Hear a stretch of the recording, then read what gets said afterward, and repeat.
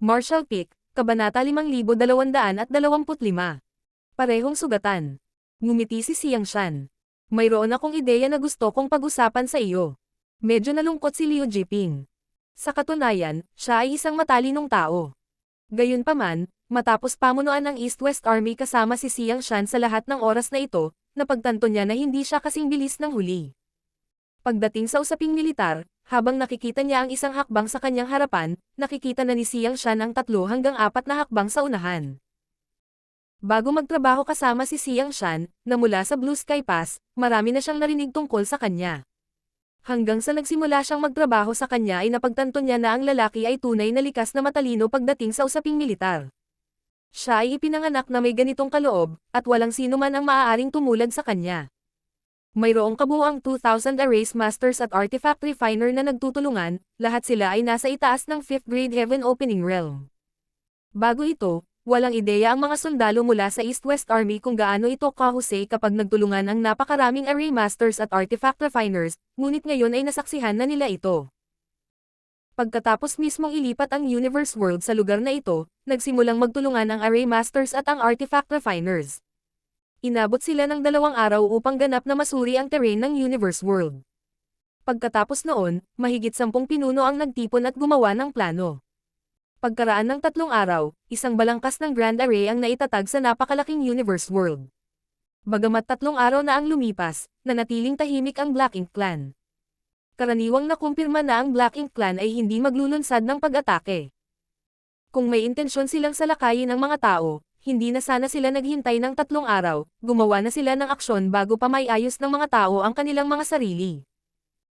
Ang Array Masters at ang Artifact Refiner, na sa una ay nagmamadali, ay naging kalmado na ngayon. Dahil nakumpleto na ang balangkas, kailangan lang nilang punan ito ng iba't ibang mga array. Kinailangan din nilang patuloy na baguhin ang koneksyon at koordinasyon sa pagitan ng mga array. Ang balangkas na ito ay resulta ng pagpaplano ng lahat ng Array Masters sa East-West Army, at sa tulong ng mga Artifact Refiner, ang Array Masters ay mabilis na makakakuha ng anumang mga artifact na kailangan nila. Sa pangkalahatan, walang nasayang na oras. Bagaman maraming mapagkukunan ang naubos, walang mag-aalala tungkol doon sa mga pangyayari.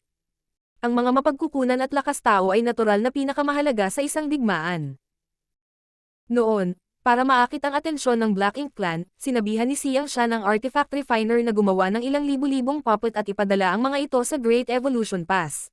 Ngayon, hindi niya inisip na kumonsumo ng ilang mapagkukunan upang maitayo ang pasulong na base na ito. Hanggat maaari nilang sakupin ang Great Evolution Theater, magagawa nilang kumuha ng maraming materyales hanggat gusto nila sa malawak na walang laman na ito.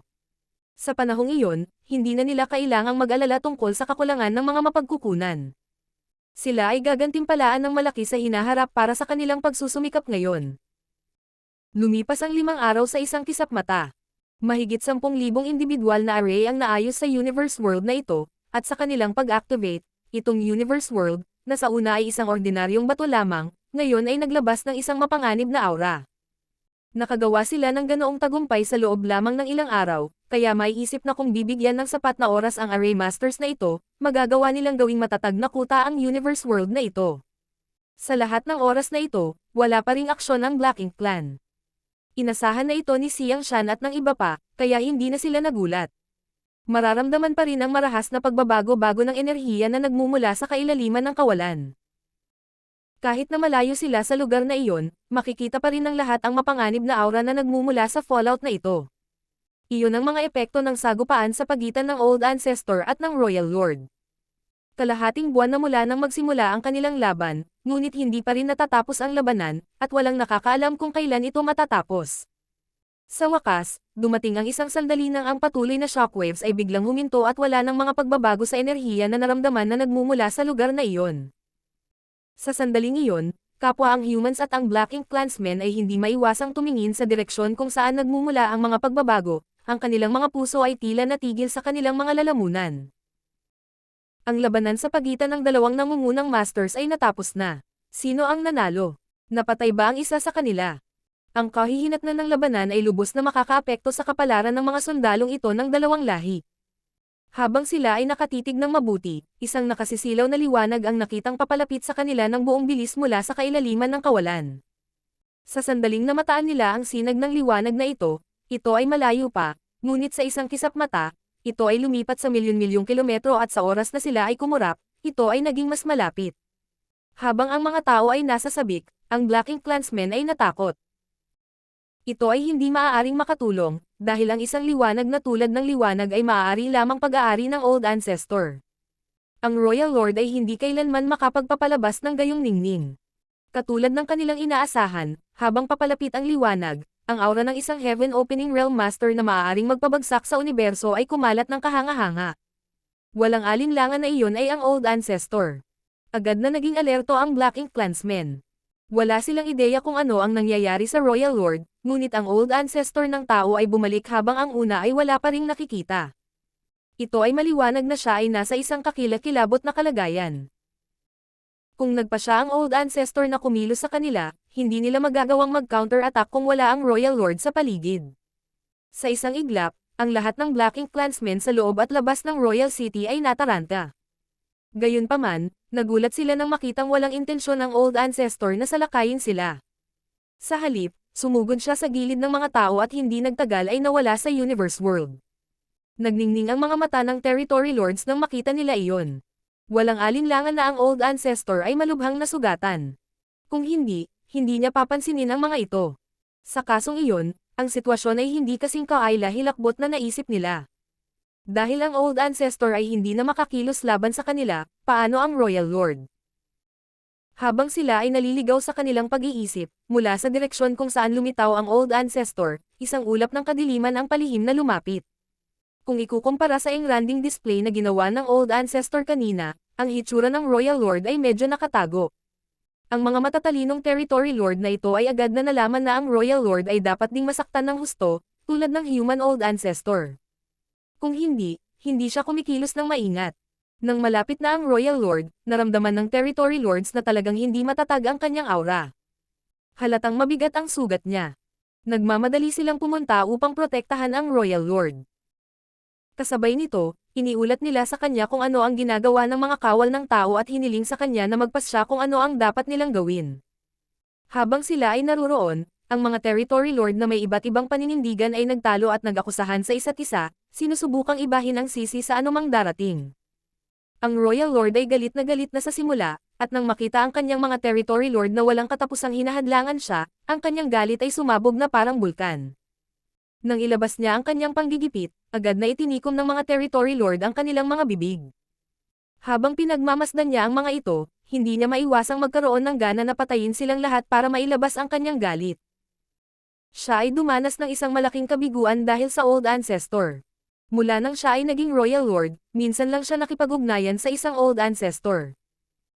Sa makatuwid, kahit na siya ay makapangyarihan, hindi niya lubos na nagamit ang kanyang lakas kapag nakikipagpalitan ng mga galaw sa isang tao na may parehong kalibre. Bukod dito, ang Old Ancestor na ito ay tulad ng isang masugid na aso kapag nakikipaglaban sa kanya, walang pakialam sa pagtatanggol sa sarili hanggat maaari niyang kagatin ang isang piraso ng kanyang laman. Bilang resulta, siya ay napigilan ng husto sa buong laban. May ilang beses pa nga na muntik na siyang mawalan ng buhay at sa kasalukuyan, ang isa sa mga itim na pakpak sa kanyang likod ay naging malota. Ang pakpak na iyon ay halos mapunit sa kanyang likod ng Old Ancestor. Isang lamig ang damaloy sa kanyang gulugad nang maalala niya ang sandaling iyon. Nababaliw ang asong iyon. Bagamat nakipag-usap lang siya sa isang 9th grade master isang beses bago ang labanang ito, at nangyari ito mahigit 30,000 taon na ang nakalilipas, alam niya na ang mga labanan sa pagitan ng Royal Lords at Old Ancestors ay halos hindi nagresulta sa kamatayan para sa magkabilang panig. Walang sino man ang talagang naglalayong patayin ang kabilang partido. Dahil sa kung gaano sila kalakas, walang sino man ang maaaring makialam sa kanilang mga laban, at walang sino man ang makakapaggarantiya na sila ang huling tatayo. Ang bawat strike ay maaari ring nakamamatay. Kaya, sila ay kumilos ng maingat. Gayunpaman, iba ang babaeng Old Ancestor na ito. Tila desidido siyang patayin siya sa sandaling mag-away sila. Sa kabutihang palad, hindi siya naging hindi handa. Siya ay nag-isip na ang humans ay nagnanais na kunin muli ang Great Evolution Pass, at nang malaman na ang Old Ancestor na namamahala ay nagmula sa Yin Yang Pass, nakipag-ugnayan siya sa Royal Lord mula sa Yin Yang Theater sa pamamagitan ng kanyang Black Ink Nest. Bagamat hindi pa siya nakipagpalitan ng mga galaw sa Old Ancestor na namamahala sa sumalakay na human army, ang Royal Lord mula sa Yin Yang Theater ang kanyang arch-nemesis. Pagkatapos ng pag-uusap, natutunan niya ang maraming kapaki-pakinabang na karanasan mula sa Royal Lord mula sa Yin Yang Theater at nagkaroon ng kahit konting pag-unawa sa mga pamamaraan na magagamit ng Old Ancestor na ito. Dahil sa impormasyong ito ay nagawa niyang harapin ang marahas na pag-atake ng Old Ancestor at mapangalagaan ang sarili niyang buhay. Sa kabila noon, grabe pa rin siyang nabugbog pagkatapos ng laban. Sa sinabi nito, ang lokong babaeng iyon ay wala rin sa mas mabuting kalagayan. Masasabing pareho silang nasugatan pagkatapos ng labanan. Siya ay nagdusa ng isang pag-urong, ngunit ito ay balewala sa katagalan dahil ang kabilang partido ay nasa katulad na estado. Galit na siya sa simula, kaya't pagbalik niya sa Royal City at binomba ng mga argumento ng kanyang nasasakupan na territory lords, natural lang na magalit siya.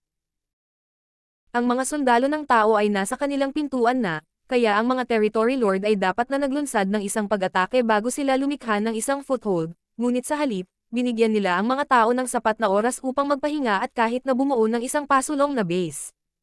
Sayang. Bagaman siya ay nagalit, alam niya kung ano ang ikinababahala ng mga territory lords. Bukod dito, walang kabuluhan na sisihin ito sa kanila sa puntong ito. Dahil napalampas nila ang pinakamagandang pagkakataon, hindi matalinong maglunsad ng pag-atake sa mga tao ngayon. Tiniis niya ang sakit at nagtanong. Nasaan ang mga reinforcement mula sa Great Evolution Pass? Bago siya umalis sa Great Evolution Pass, inutusan niya silang magpadala ng mga tropa sa Royal City at itinuring na dapat ay dumating na sila ngayon. Ang malungkot na territory lords ay nagpalitan ng mga tingin sa harap ng isa sa kanila na may kakaibang nakayuko na likod, na ginawa siyang parang isang matandang pagong na may matigas na shell, iniulat. Senior, ang mga reinforcement ay naharang ng mga tao habang papunta sila rito. Marami ang nasugatan o namatay, kaya wala silang pagpipilian kundi ang umatras pabalik sa pass. Napakunot ang noo ng Royal Lord nang marinig iyon. Mukhang walang magiging maganda para sa akin. Noong nasa Great Evolution Pass pa siya kanina, narinig niya mula sa Hongdi na may ilang human soldiers na nagtatago sa labas ng Great Evolution Pass. Gayunpaman, hindi nila nalaman ang kanilang kinaroroonan. Ngayon, tila nasira ng mga kawal ng tao ang kanilang mga plano. Sa kanilang presensya sa labas ng Great Evolution Pass, imposible para sa Black Ink Clansmen doon na tumulong. Sa madaling salita, ang Royal City ay nasa isang estado ng paghihiwalay. Sa kabutihang palad, ang mga tao ay nahati rin.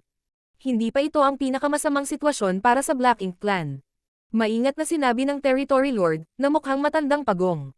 Royal Lord, mangyaring magpasya kung dapat tayong maglunsad ng pag-atake o tumuon sa pagtatanggol sa Royal City. Marshall Pick, Kabanata 5226. Tulong sa pagpapagaling. Hindi nagkasundo ang Territory Lord sa kabila ng lahat ng kanilang matinding pagtatalo. Dahil bumalik na ang Royal Lord, siya ang gagawa ng desisyon. Matapos itong pag-isipan, sinabi ng Royal Lord. Ipagtanggol ang Royal City sa lahat ng bagay. Hanggat hindi tayo inaatake ng mga tao, lahat kayo ay hindi dapat kumilos. Pagkatapos ay tumingin siya sa Territory Lord na mukhang pagong at sinabing, Chekong, ikaw ang bibigyan ng command ng digmaang ito. Habang nagpapagaling ako, pangungunahan mo ang iba pang Territory Lords para ipagtanggol ang Royal City. Bahagyang yumuko ang Territory Lord na nagngangalang Chekong. Oo, Master. Ang Royal Lord ay hindi nag-abala na balon ang iba pang mga Territory Lord na sila ay parurusahan dahil sa hindi pagsunod kay Chekong. Kung wala ang utos ng Royal Lord, ang mga Territory Lord na ito ay nasa pantay-pantay na katayuan, na nag-iwan sa kanila ng hindi pagkakaisa. Gayunpaman, dahil ang Royal Lord ang nagbigay ng utos, tiyak na kailangan nilang sumunod. Higit pa rito, si Chekong, na mukhang matandang pagong, ay kabilang sa pinakamalakas na Territory Lords pagdating sa kanyang lakas at kakayahan. Siya ay isang Territory Lord na nakibahagi sa pag-atake sa Old Ancestor mula sa Great Evolution Pass at nakaligtas 30,000 taon na ang nakalilipas. Hindi lang siya nakibahagi sa isang digmaan na sinadya upang sakupin ang Great Evolution Pass, direkta siyang nakipagpalitan ng mga galaw sa Old Ancestor mula sa Great Evolution Pass. Bagamat 3 galaw lang ang kanyang nakipagpalat sa Old Ancestor na iyon, ang presyong kailangan niyang bayaran ay 800 taon ng hibernation. Hindi pa rin naghihilom ang nakakatakot na hiwa sa balat ng pagong sa kanyang likod hanggang ngayon. Iyon ay isang sugat na dulot ng Old Ancestor mula sa Great Evolution Pass. Bilang isang Territory Lord, mas mataas siya sa iba sa parehong kaharian dahil nakaligtas siya pagkatapos ng pakikipaglaban sa isang human Old Ancestor. Sa makatuwid, ang ibang mga territory lord ay walang pagtutol ng italaga ng Royal Lord si Chekong na maging komandante. Si Chekong ay isa sa mga konserbatibong territory lords na iyon, at higit sa lahat ay dahil sa kanyang prestihiyo na ang mga agresibong territory lords, na nasa karamihan, ay hindi nakapaglansad ng pag-atake sa humans. Matapos ibigay ng Royal Lord ang kanyang mga utos, bumalik siya sa kanyang Black Ink Nest sa Royal City para magpagaling. Di nagtagal, napakaraming mapagkukunan ang ipinadala sa Black Ink Nest at itinapon sa Black Ink Pool upang makagawa ng Black Ink Strength. Simple lang ang iniisip ng Royal Lord. Dahil napalampas nila ang pinakamagandang pagkakataon na maglunsad ng pag-atake, walang silbi na gawin ito sa puntong ito. Sa hitsura nito, ang mga tao ay walang intensyon na salakayin kaagad ang Royal City. Sa makatuwid, ito ay magiging mapayapa para sa magkabilang panig para sa isang yugto ng panahon sa kabila ng hindi maiiwasang paghaharap. Kaya niyang samantalahin ang pagkakataong ito at gumaling. Bagamat dumanas siya ng kabiguan sa panahon ng labanan, mas mabilis siyang makakabawi kaysa sa Old Ancestor dahil mayroon siyang Black Ink Nest upang suportahan siya. Natutunan niya ang isang mahalagang impormasyon mula sa Royal Lord mula sa Yin Yang Theater. Ang Old Ancestor na dumating sa lugar na ito sa pagkakataong ito ay nag-practice ng kakaibang pamamaraan ng paglilinang na medyo kakaiba rin sa mga tao. Dahil sa pagiging kakaiba nito, mahihirapan siyang gumaling kapag nasugatan siya. Kailangan niya ng tulong ng tinatawag na Boslam World Essence para gumaling ang kanyang mga sugat. Sa Yin Yang Pass, nagkaroon ng setup ang Old Ancestor para tulungan siyang gumaling, ngunit wala siyang ganoong kaginhawahan sa Great Evolution Theater. Sa madaling salita, habang tumatagal, mas mabilis siyang makakabawi kaysa sa Old Ancestor. Kapag siya ay ganap na gumaling, magiging madali para sa kanya na patayin siya. Sa oras na iyon, babayaran niya ito sa pagkakasugat sa kanya. Isang mataas na espiritu ng Royal Lord ang nahulog sa isang estado ng mahimbing na pagtulog habang siya ay nilamon ng sapat na Black Ink Strength. Sa deck ng Dawning Light, tumingin si Yang Kai sa direksyon ng forward base. Tiyak, kitang-kita niya na bumalik na ang Old Ancestor. Dahil malapit na siyang makipag-ugnayan sa Old Ancestor noon, naramdaman niyang may hindi magandang nangyari sa kabila ng magandang pagbabalik nito. Mukhang nasaktan siya ng husto. Tulad ng inaasahan niya, ang dahilan kung bakit hiniling ng Old Ancestor na sumali siya sa kampanyang ito ay dahil gusto niyang gamitin ang kanyang miniature universe para gumaling. Sa makatuwid, kapag ang Old Ancestor ay nakipag-away sa Royal Lord, gagawin niya ang lahat kahit alam niyang siya ay masasaktan. Dahil dito, hindi magtatagal ang labanan sa pagitan nila. Dahil ang Old Ancestor ay bumalik, inakala ni Yang Kai na ang kanyang tulong ay kakailanganin. Sa pag-iisip nito, sinabihan niya si Feng Ying na makita siya, pagkatapos ay sinabi. Kapag wala ako, dapat kayong lahat ay manatiling ligtas sakaling magkaroon ng labanan. Curious na tanong ni Feng Ying. May bago ka bang gawain? Sumagot si Yang Kai. Siguro. Sa sandaling matapos siyang magsalita, isang sinag ng liwanag ang bumungad mula sa pasulong na base at sumugod patungo sa kanila. Pagdating, ipinakita ng tao ang kanyang sarili at ikinulong ang kanyang kamao. Gusto kang makita ng Army Commander, Senior Brother Yang. Naiintindihan. Tumango si Yang Kai. Pupunta ako ngayon. Pagkatapos ay sinundan niya ang tao at lumipad patungo sa Universe World. Gayunpaman, hindi sila dumaong sa gilid na nakaharap sa Royal City. Sa halip, umikot sila sa Universe World at dumating sa kabilang panig nito. Noon nagsimulang bumaba ang tao. Hindi nagtagal, nakarating sila sa gilid ng isang lambak ng bundok, kung saan sinabi ng gabay ni Yang Kai. Ituloy mo lang, Senior Brother. Hinihintay ka na ng Army Commander doon. Nagpasalamat si Yang Kai sa kanya at humakbang pasulong. Maya-maya pa, nakarating na siya sa bakana ng lambak. Naghihintay sa kanya sina Xiang Shan at Liu Jiping. Binati sila ni Yang Kai at tumingin sa lambak. Gayunpaman, sa sandaling ito ay natatakpan ng mga ulap. Ang loob ng lambak ay nagbigay ng isang mapanganib na pakiramdam. Tila, ito ay natatakpan ng isang grand array. Kumusta na ang Old Ancestor? Tanong ni Yang Kai. Sumagot si Xiang Shan. Pumasok ka at tingnan mo mismo. Habang nagsasalita si Xiang Shan, may inihagis siya kay Yang Kai. Maaaring gamitin ang token na ito para kontrolin ang grand array sa lambak na ito. Huwag mong mawawala. Oo, sagot ni Yang Kai, pagkatapos ay isinaaktibo ang kanyang kapangyarihan upang pinuhin ang token. Ilang sandali pa, itinaas niya ang token at iwinagayway ito sa grand array sa lambak. Isang sinag ng liwanag ang bumaril sa lambak, at habang ang mga ulap ay humahanggos, isang portal na patungo sa loob ang nahayag. Pumasok si Yang Kai sa portal, na dahan-daang sumara sa likod niya. Mula sa labas, ang lambak ay tila na puno ng mga ulap. Gayunpaman, sa sandaling pumasok si Yang Kai, napagtanto niyang wala talagang mga ulap. Ito ay isang normal na lambak lamang. Dahil sa katotohanan na ang buong universe world ay tiwangwang, ang lambak na ito ay medyo baog din. Sa paglingon ni Yang Kai, nakita niya sina Xiang Shan at Liu Jiping na nakatayo sa labas ng lambak. Gayunpaman, itinuring niya na hindi nila siya makikita. Naramdaman ni Yang Kai ang aura ng Old Ancestor na nagmumula sa gitna ng lambak, ngunit hindi tulad ng kung gaano ito kahanga-hanga noong siya ay bumalik, ito ay mahina na ngayon. Tinunton niya ang aura at hindi nagtagal ay nakita niya ang isang maliit na figurine na nakakulot sa isang tumpok ng mga bato. Ang Old Ancestor ay naging isang maliit na bata, at siya ay mukhang mas bata pa kaysa sa unang pagkakataon na nakilala siya ni Yang Kai. Nang makita ni Yang Kai ang Old Ancestor sa shopping district ng Yin Yang Pass sa unang pagkakataon, mukha siyang bata na 7 o 8 taong gulang, ngunit ngayon, mukhang 3 o 4 lang siya, naramdaman ni Yang Kai na nanginginig ang kanyang mukha. Ito ay isang bihirang bagay na makahanap ng isang Old Ancestor na ganito ang hitsura. Naubos na ang kulay mula sa kanyang maselang mukha, at ang kanyang damit ay basang-basa sa dugo. May jade bracelet din sa kanyang palso na puno ng mga bitek. Walang ideya si Yang Kai kung anong uri ng artifact ang jade bracelet, ngunit halatang hindi ito karaniwan dahil isinusuot ito ng isang taong tulad ng Old Ancestor. Sa kasalukuyan, ang artifact ay puno ng mga bitek, at karamihan sa espiritualidad nito ay nawala. Ipinakita nito na ang nakaraang labanan ay talagang delikado. Siguro pinaghirapan ng Old Ancestor ang sarili. Palihim na bamantong hininga si Yang Kai. Nang hindi siya inalerto, pinaandar niya ang kanyang kapangyarihan at pinakawalan ang kanyang world force.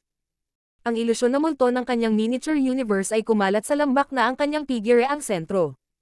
Kung ang isang tao ay tumingin ng mabuti, makikita nila na ang ilusyon na multo ng miniature universe ay puno ng mga buhay na nilalang at komplikadong mga lupain.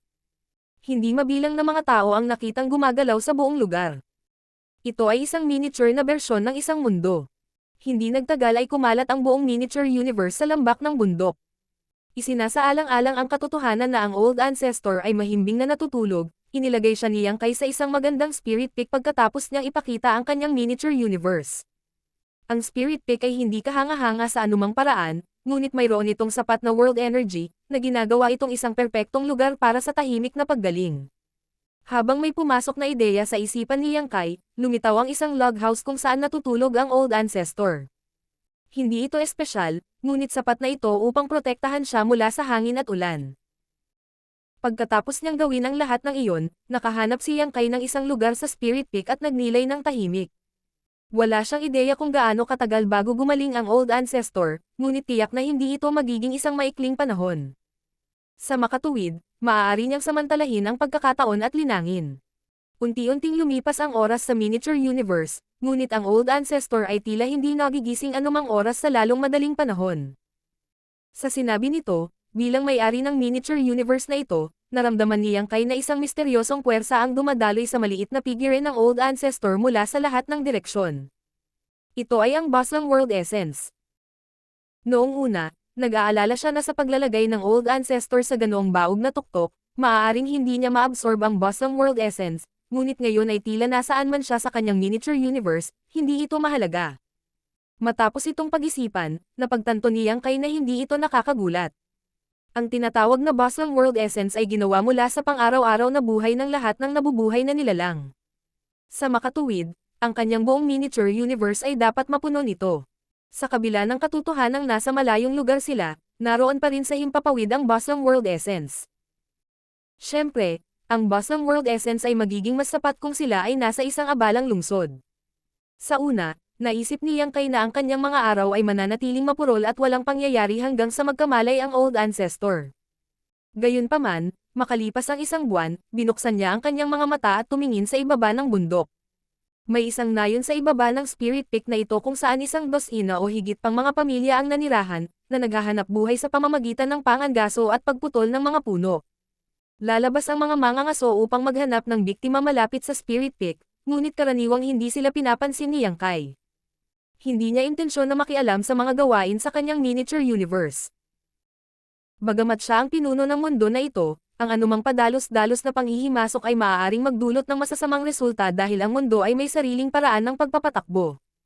Karamihan sa mga mangangaso ay gagawa lamang ng ilang pangangaso sa ibaba ng gitna ng bundok, at maraming biktima sa paligid, kaya hindi nila kailangang mag-alala tungkol sa pagdadala ng pagkain sa mesa. Gayunpaman, may isang mangangaso na tila malas sa pagkakataong ito dahil wala siyang nahanap na mahuhuli.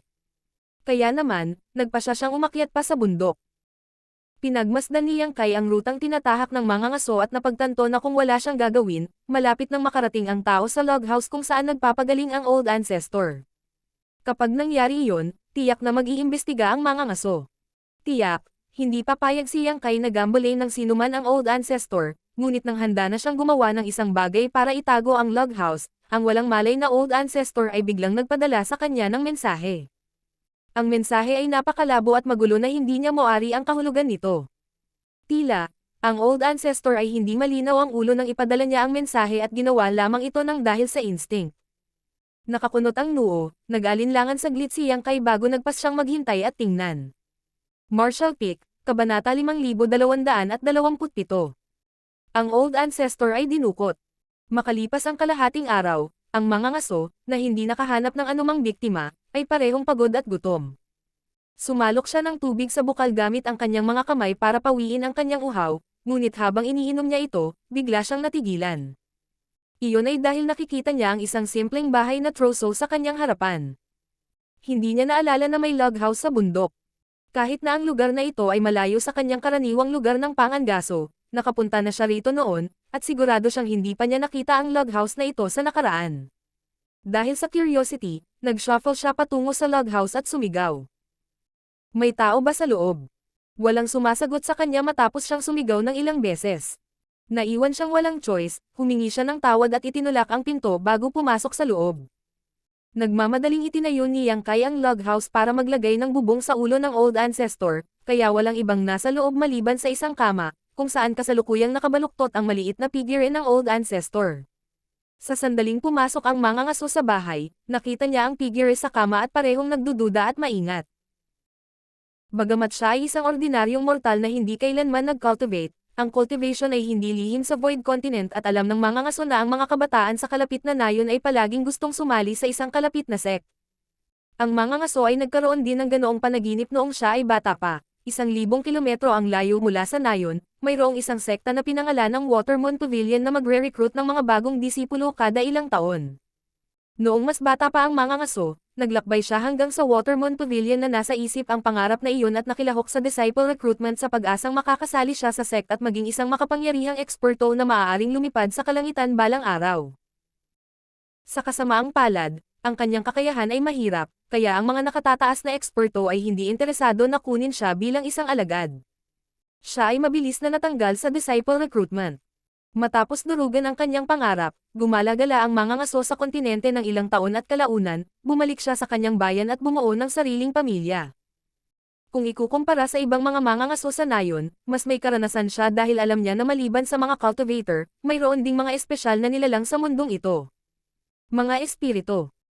Ito ay sinabi na kapag ang ilang mga espiritu ay nilinang ng sapat na mahabang panahon, maaari silang magkaroon ng mga anyo ng tao.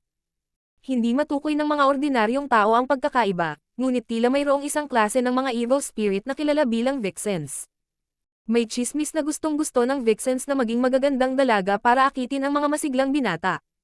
Sa makatuwid, sa sandaling makita ng mangangaso na mayroong isang kakaibang hitsura na bahay na troso na may isang batang babae sa loob, ang unang pumasok sa isip niya ay maaaring siya ay nakatagpo ng isang espiritu. Nakaramdam siya ng gumagapang na sensasyon sa kanyang anit dahil sinasabing mayroong mabuti at masasamang espiritu. Gayunpaman, hindi niya matukoy ang pagkakaiba ng mabubuting espiritu sa masasama. Ngunit sa malapitang pagtingin, napagtanto niya na ang maliit na figure sa kama ay medyo nakakaawa. Kahit na siya ay talagang isang espiritu, siya ay isang mahina. Bakit siya matatakot sa kanya gayong malaki na siya? Sa pag-iisip na iyon, tumigil siya sa pakiramdam ng pagkabalisa. Noong una ay gusto niyang umalis ng bahay ng tahimik. Pagkatapos ng lahat, hindi siya sigurado kung ang maliit na figure ay isang espiritu, ngunit nang siya ay naghahanda na lumabas sa bahay ng troso, siya ay natigilan sandali. Iyon ay dahil naririnig niya na may kakaiba sa paghinga ng petite figure. Bilang isang bihasang mangangaso, lubos niyang naunawaan ang biktima sa bundok. Kapag ang mga hayop ay nasugatan at namamatay, sila ay humihinga tulad ng batang babae, pasulpot-sulpot at mahina. May bahid ng pag-aalinlangan sa mukha ng mga ngaso. Ilang saglit pa, nagngingit siya at humakbang patungo sa kama. Paano kung siya ay isang ordinaryong bata at hindi isang espiritu? Kung walang mag-aalaga sa kanya, malapit na siyang kainin ng mga hayop. Habang nakatingin sa ibaba, napagtanto niyang 3 o 4 na taong gulang pa lang ang bata sa kama. Bagamat mahimbing ang tulog niya, bakas sa mukha niya ang discomfort na para bang binabangungot siya. Bukod dito, ang kanyang mukha ay hindi pangkaraniwang mapatla. Nilagay niya ang palad niya sa noo niya at natuklasan niyang nakakapaso na ito. Siya ay may sakit. Walang pag-aalinlangan, binuhat ng mga ngaso ang batang babae at tumakbo palabas ng bahay. Kailangan niyang bumalik sa kanyang tahanan sa lalong madaling panahon. Hindi alintana kung saan nanggaling ang batang babae na ito o kung bakit siya nag-iisa sa log house, malapit na siyang mawalan ng buhay kapag hindi siya ginagamot. Simple lang ang iniisip ng mga ngaso. Kailangan niyang bumaba ng bundok at maghanap ng doktor. Ang ideya ng pakikitungo sa kanyang mga magulang kung sakaling hanapin siya ay hindi sumagi sa kanyang isipan. Kapag nangyari iyon, ibabalik na lang niya sa kanila ang bata at ipapaliwanag ang nangyari. Matapos magmadaling umalis ang mga ngaso, si Yang Kai, na tahimik na nagmamasid sa kanila, ay nagpahayag ng kanyang sarili. Habang pinagmamasdan ang pag-alis ng mga ngaso, hinaplos niya ang kanyang baba at nahulog sa kanyang pag-iisip. Ang old ancestor ay dinukot.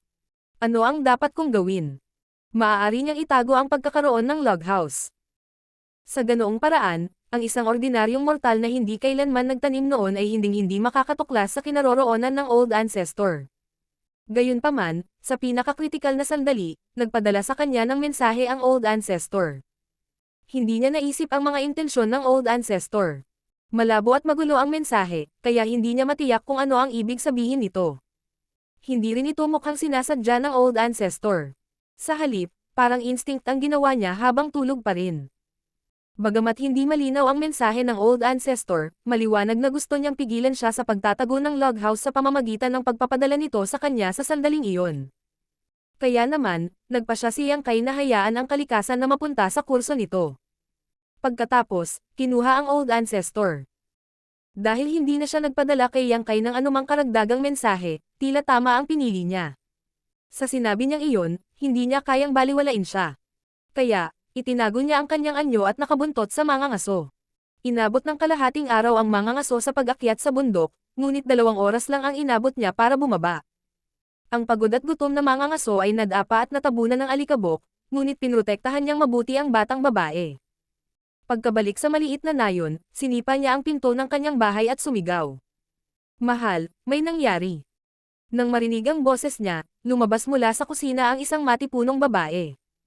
Isang apron ang nakapulupot sa kanyang baywang, at may malaking rolling pin sa kanyang kamay. Mukhang naghahanda siya ng hapunan.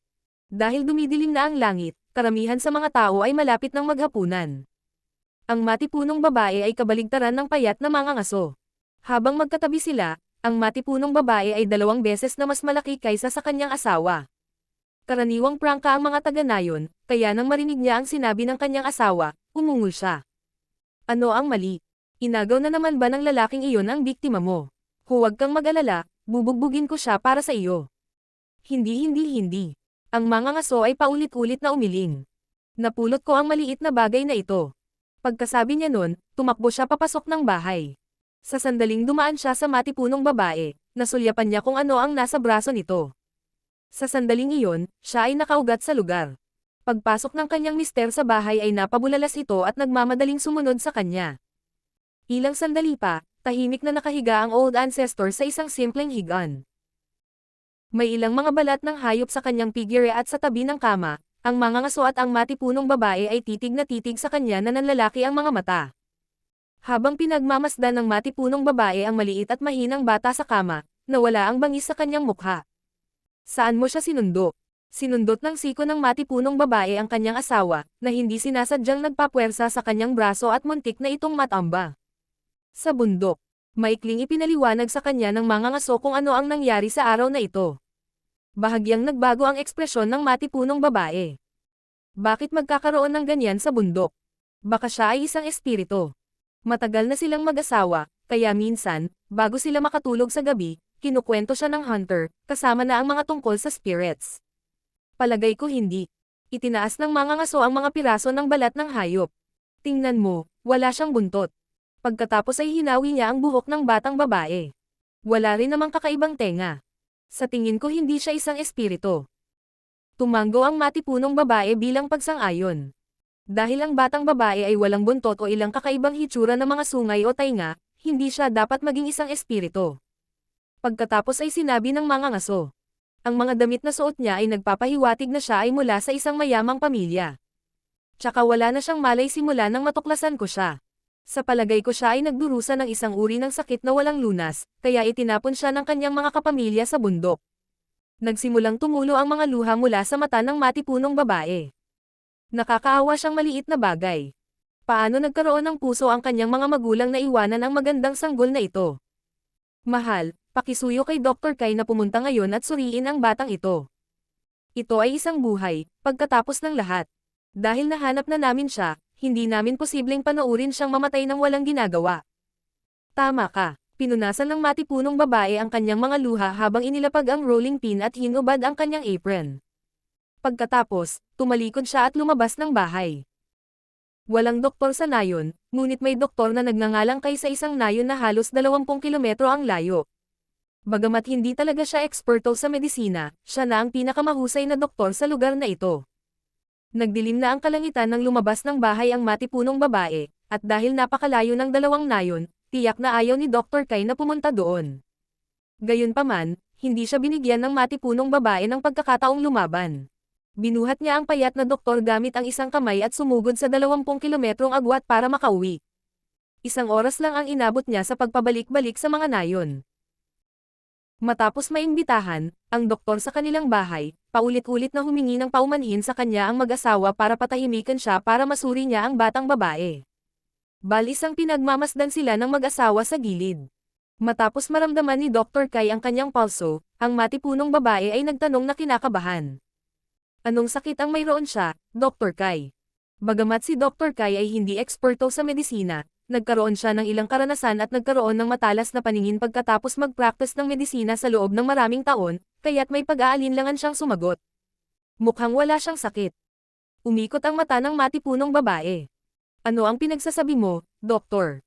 Tingnan mo kung gaano kapatla ang mukha niya. Paano mo nasabi sa akin na wala siyang sakit?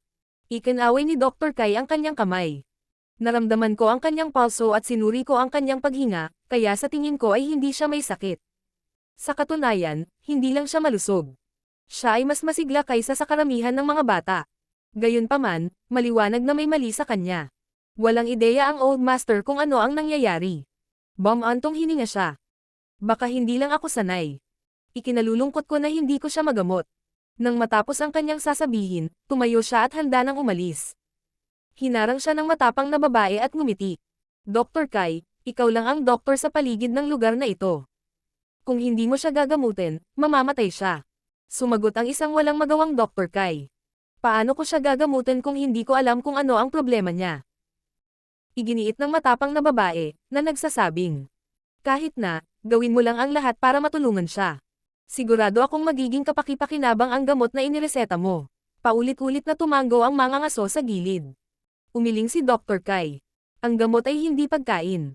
Paano ako magre-resete ng gamot para sa kanya kung hindi ko alam kung bakit siya may sakit? Kung maling gamot ang nainom niya, magkakasakit siya kahit na malusog siya ngayon. Nakiusap sa kanya ang matapang na babae na gamutin ang batang babae, ngunit mariin itong tinanggihan ni Dr. Kai. Habang nauubos ang pasensya, kinuha ng matipunong babae ang rolling pin sa gilid at sinabing, Dr. Kai, hindi pa po ako nakatanggap ng anumang formal na pag-aaral, kaya baka maging masungit ako sa pagsasalita, at pasensya na po kung nasaktan kita sa anumang paraan. Gayunpaman, siya ay bata pa rin. Maging mabait ka ba para matulungan siya? Naramdaman ni Dr. Kai na kumunat ang noo niya habang nakatingin sa rolling pin na mas makapal pa sa hita niya. Marshall Peak, Kabanata 5228. Mangyaring itigil ang paggawa ng problema, Old Ancestor.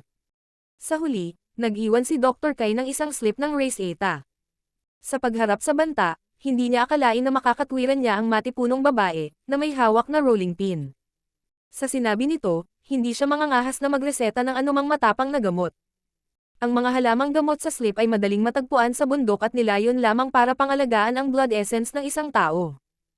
Walang magiging problema kahit na talagang ubusin sila ng dalaga. Personal na pinabalik ng mga ngaso si Dr. kay Sanayon, pagkatapos ay bumalik sa kanyang tahanan ng nagmamadali. Hating gabi na, ngunit ang matipunong babae ay nakaupo pa rin sa tabi ng kama habang buong pagmamahal na tinitingnan ang maliit na babae. Nakaramdam ng paggalaw ang mga ngaso sa nakita.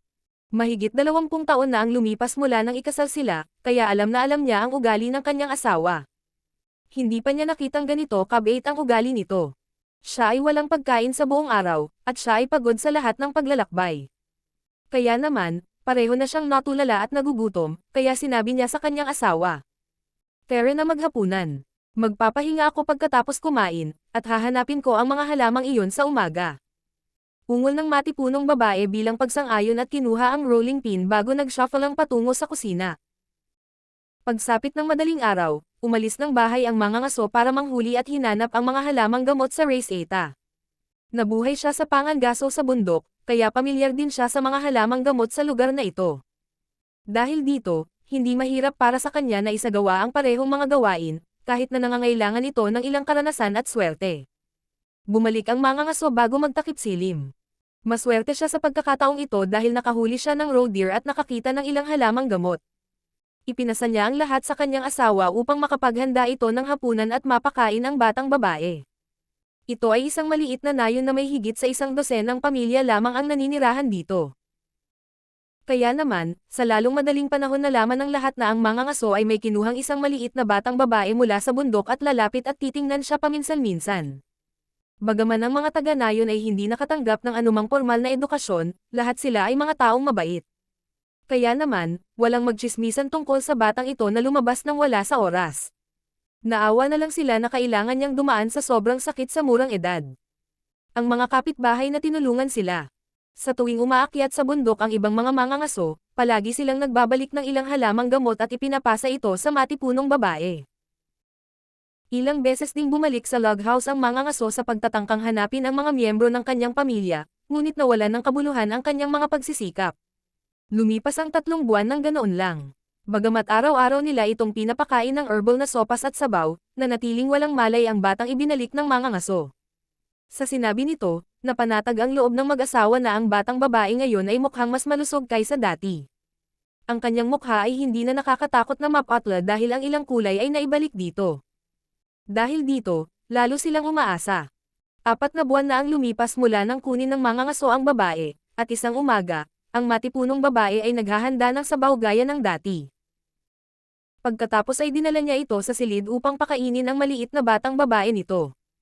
Samantala, hinahasa ng mga ngaso ang kanyang mga ulo ng palaso sa bakuran. Biglang narinig ang matipunong babae na sumisigaw mula sa silid. Asawa. Dahil sa gulat, agad na ibinaba ng mga ngaso ang palaso at sumugod sa silid bago nag-aalalang nagtanong. Ano ang problema? Sa pagkatulala, tinuro ng matipunong babae ang kama. Tumingin ang mga ngaso sa direksyong iyon at nagulat din. Iyon ay dahil ang maliit na batang babae, na nakahiga sa kama sa loob ng 4 na buwan, ay nakaupo sa sandaling ito. Tinitigan niya sila ng isang pares ng mga mata na puno ng pagtataka. Siya ay nagkamalay. Wika ng matipunong babae sa nanginginig na boses. Habang hawak ang mangkok ng sabaw sa isang kamay, hinawakan niya ang braso ng kanyang mister gamit ang kanyang kabilang kamay gamit ang kanyang buong lakas dahil nag-aalala siya na nananaginip siya. Nahihilo ang mga ngaso nang iindayog siya ng kanyang asawa at sumigaw. Tumahimik ka, tinatakot mo siya. Ang matipunong babae ay natauhan at naglagay ng hindi nakakapinsalang ngiti. Habang hawak ang mangkok ng sabaw, umupo siya sa tabi ng kama at malumanay na sinabi. Gising ka na sa wakas. Kailan ka gumising? Kumusta ang pakiramdam mo? Ang maliit na batang babae na nakaupo sa kama ay tila hindi siya narinig, ni hindi siya tumugon sa kanya. Nakatitig lang siya sa hawak niyang bowl ng sabaw. Kahit ilang tanong pa, wala pa ring sagot ang matipunong babae. Habang inililibot niya ang kanyang tingin sa pagitan ng bata at ng mangkok ng sabaw sa kanyang kamay, tinanong niya. Nagugutom ka ba? Pagkasabi nito, lumapit siya sa kanya habang pinulupot niya ang isang braso sa leeg ng batang babae at iniabot ang mangkok para sa kanya gamit ang kabilang kamay. Sa loob lamang ng 10 paghinga, nasubok ng batang babae ang buong mangkok ng sabaw. Tuwang-tuwa ang mga ngaso sa gilid. Dahil nakakain siya, ibig sabihin okay lang siya. Kunin mo siya ng isa pang mangkok ng sabaw. Nang matapos ang maliit na batang babae sa pangalawang mangkok ng sabaw, dinilaan niya ang kanyang mga labi na parang nananabik pa siya. Naaawa siyang tumingin sa matipunong babae. Sa kabila ng pagkaawa sa kanya, umiling pa rin ang matipunong babae. Hindi ka na makakainom ng sobrang sabaw dahil kakagising mo lang. Hahayaan kitang kumain ng kahit anong gusto mo kapag gumaling ka na. Pagkatapos ay ibinaba niya ang mangkok at malumanay na nagtanong. Ano ang pangalan mo? Saan ang bahay mo? Ang maliit na batang babae ay lumitaw na naguguluhan. Matapos magtanong ng ilang katanungan, hindi pa rin nakatanggap ng anumang sagot ang matipunong babae. Nilinggan niya ang kanyang asawa at nag-aalalang nagtanong. Asawa, sa tingin mo ba siya ay pipi? Sumagot ang mga ngaso.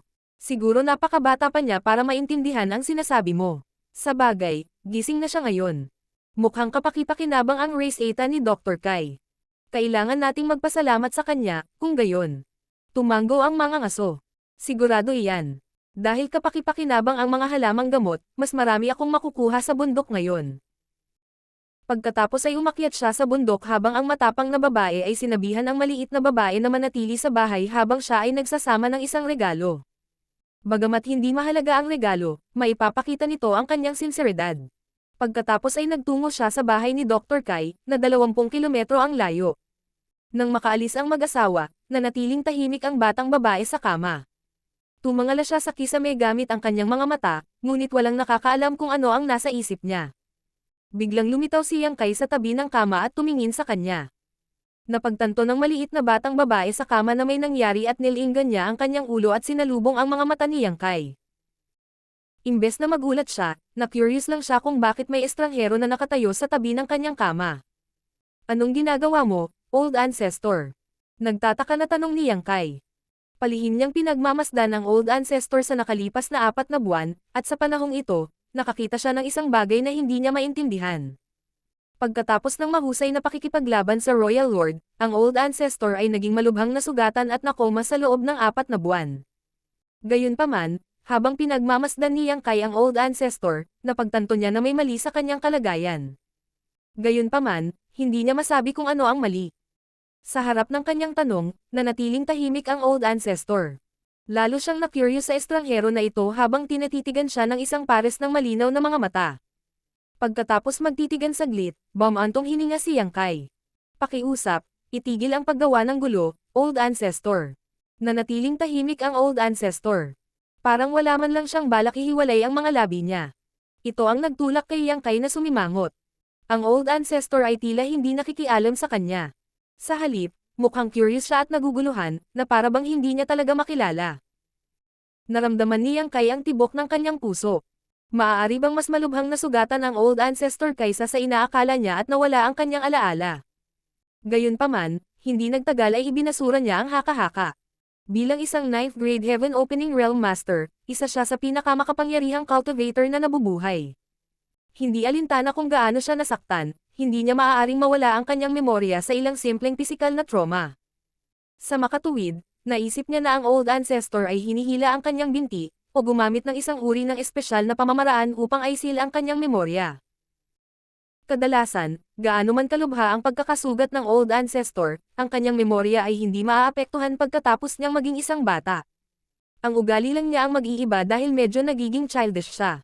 Gayunpaman, kung tinatakan niya ang kanyang memorya, natural lang na hindi niya ito makilala. Matapos itong pag-isipan, naisip ni Yang Kai na hindi siya makakagawa ng paghatol ngayon. Dahil magtatagal pa rin ang old ancestor bago gumaling, maaari na lamang niya itong obserbahan. Sa pagharap sa ganoong old ancestor, si Yang Kai ay hindi man lang sigurado kung paano makikipag-usap sa kanya at maaari lamang niyang suriin ang kanyang mga pinsala. Kahit na sa kanyang 7th grade Heaven Opening Realm Cultivation, hindi natukoy ni Yang Kai ang anumang pinsala sa figure ng old ancestor.